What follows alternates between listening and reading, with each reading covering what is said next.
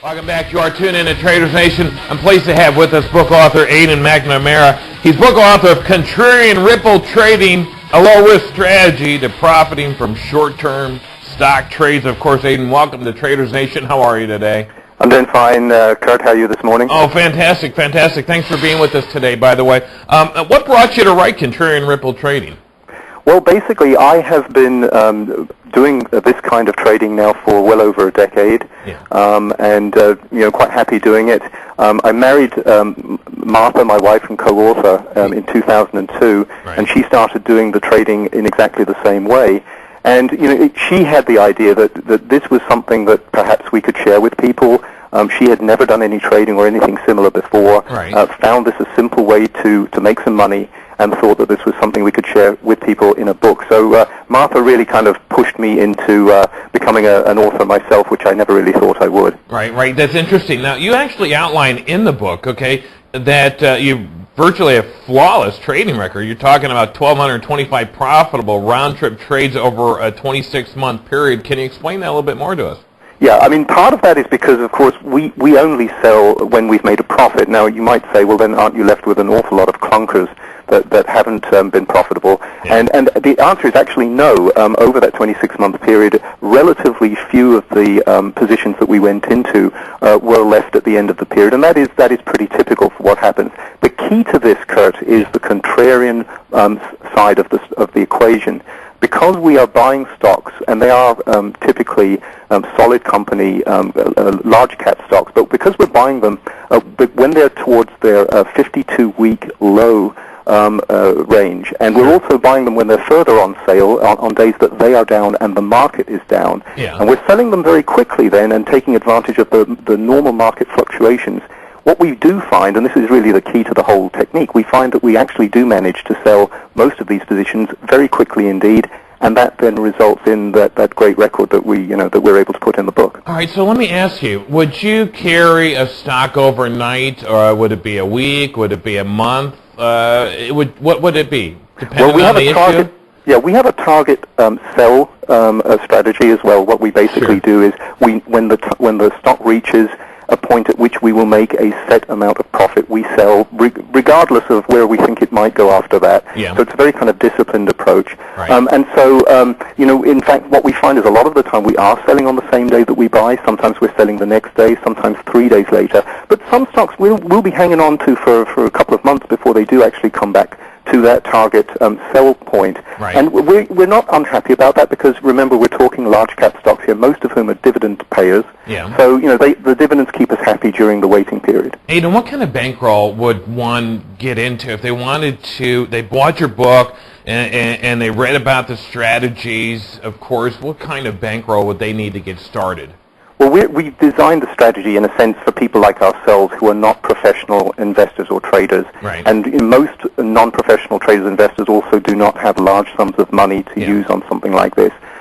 It really does work for people who really don't have an awful lot of money that they wish to trade in this way. What they might even do is start with just a small number of stocks that they would monitor and trade in and out of, when the signals flash for them to do so. But it really is something that's designed for the average man or woman in the street, and the amounts of money involved, well, they can be relatively low, and we don't think this is something that only people with a big bankroll should necessarily think is the way for them. So maybe $1,000, $5,000, $10,000, $500. Yeah, I mean, my guess would be that you could with $10,000, $15,000, or $20,000, you could certainly start to use a technique like this and be successful with it. Right. Let's talk about strategies and discipline too, because I think that's very important. Whether you're just beginning or you're a trading pro, you have to have strategies, and most importantly, discipline in place if you're going to profit, because anytime you start getting emotion into your trades, that's when you start losing money. What's a good discipline for you that works great for you? Well, you picked on something very important there, and that is that we feel that the market is driven almost exclusively, actually, by emotions, and it's driven by greed and fear, and especially if you're looking at the short-term fluctuations of the market. That is not caused by company events or quarterly earnings announcements. That is caused by greed and fear and money moving in and out of the market and in and out of individual stocks. Right. The disciplined approach is absolutely vital here because, and in fact, to be a contrarian, you really do need to be disciplined because what you're going to be doing is you're going to be buying stocks when they are precisely at that moment when people are saying, this is a loser, this is one you don't want to touch. And in our technique, you're buying that stock not only when it has been beaten down for a while, right, but on a day that it is down and on a day that the market is down. That kind of discipline is quite difficult, and you really do have to steel yourself for the difficulty of doing that. Yeah. Equally, when you sell, if you have a targeted sale price and the stock is going up, most people think, well, I don't want to sell because I want to, I don't want to leave money on the table. That's right. Our discipline says you've reached your target, you get out at that point, and the reason is because what we then do is what we call riding the ripples, and riding the ripples involves going in and out of the same stock over and over again, right, and that's really the key to the technique. All right, so bottom line is have your rules, put them in place, know that your rules work first of all, put them in place because there's money to be made with panic. When everyone else is panicking, you're making money off that panic. That's absolutely correct. All right, what kind of short-term characteristics in speculation that you have in your book that you can actually arm viewers and listeners in to generate reliable extra income, that stream, if you will, of income with low-risk stock-term trading strategies?